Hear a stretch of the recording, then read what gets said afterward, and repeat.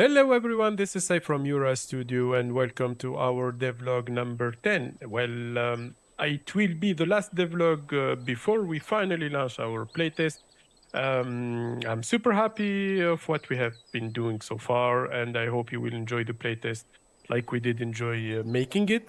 Again, it's the first of three series, so we will conduct two other playtests. I will give the details later on. In this devlog, we will see what happens when you defeat a boss.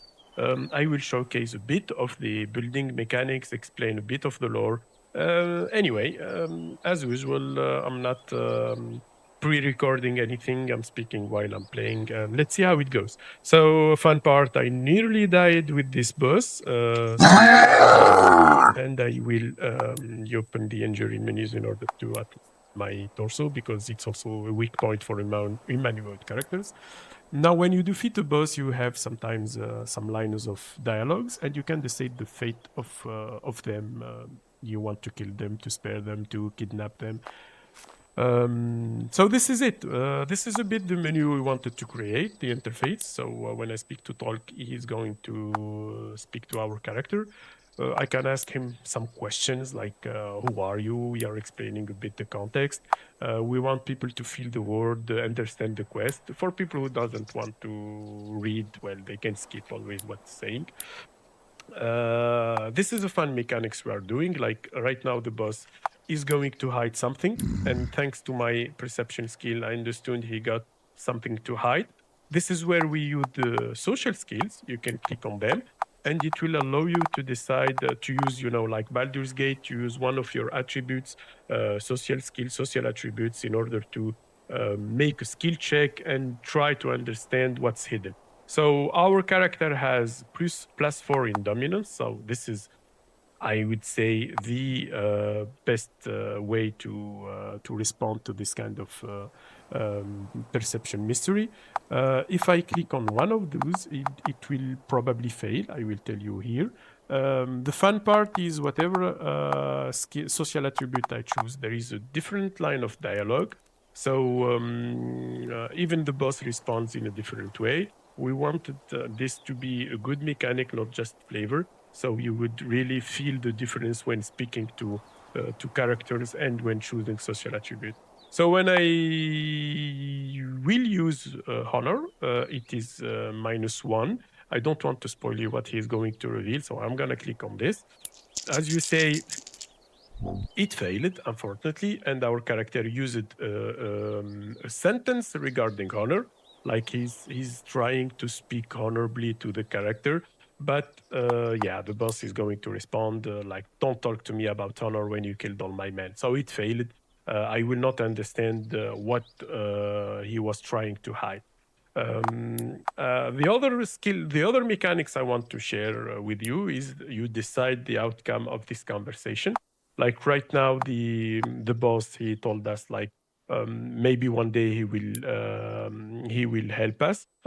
Here we have the action. Our companion said it's your call. Just remember he stole from us first. So here I can decide with actions either I execute or spare, and sometimes you will have the knockdown skill.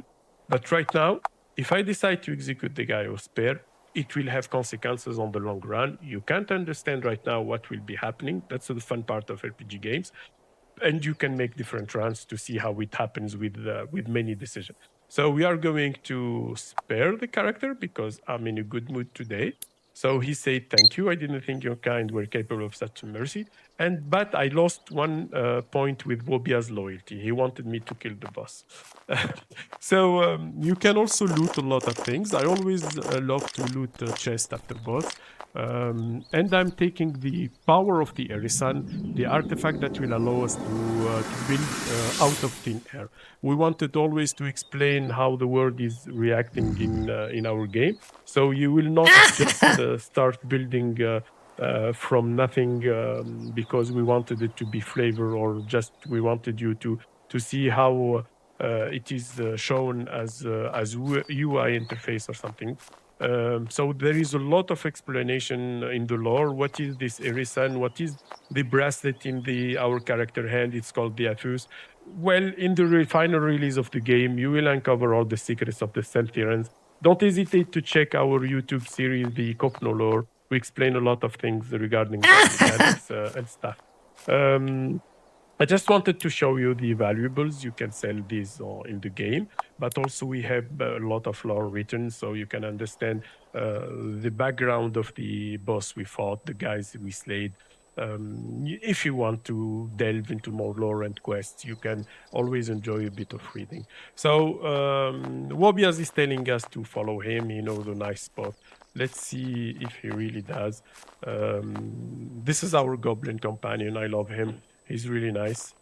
Um, anyway, we are approaching the end of the game. I will not show you everything, just how the building is working right now. So this is probably the spot where we have to build. We are still working on the building. We wanted to be a bit of different, but we kept the UI wheel. This is the irisan. I like to think of it like the heart of your settlement. The good example to take is the flame hotel in Shrouded if you played the game, or the castle heart in Verizon. It's where you start your settlement. It will allow you to build in a certain area that you can't go further, and you need to literally feed it with resources. We will explain it later on with many more lore. So this is the Erisan. You will literally put resources here. We are still working on the animation, and once you have enough of them, you can start building. So a lot of our community asked for modular building. I promise you, we're going to do it. We're not just aiming for prefab, but again, just at 3 devs, we can do everything from the start. Right now, we use it prefabs like Kenshi games and stuff like that because it's easier for us. But we will add modular building the more we advance in the development. So yeah, let's start and put our green skin hut. As I told you, if you go out of the range, it will not build.